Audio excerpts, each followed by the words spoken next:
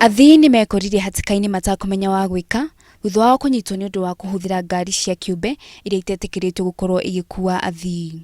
Amwe arĩa manyitirwo makũihũirwo nĩ marakara na amwe ao matiuma na ũmenyo atĩ ngari cia kĩũmbe itiagĩrĩirwo gũkua mũingĩ. You just suffer silently. I'm suffering innocently. Hiyo hatukuwa tunajua.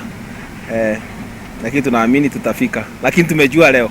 Next time tutatafuta yenye iko kwa hiyo line kabisa sasa. Akiaria hĩndĩ ĩyo ya mũngũrũrio wa ngari, abithaa mũnini wa rũhonge rwa kũgacĩrithia ũgitĩri barabara-inĩ augĩte atĩ nĩ magũthiĩ na mbere na kuoera arĩa marahũthĩra ngari cia kĩũmbe ikinya nĩgetha kũrũa na ũhũthĩri wa ngari icio.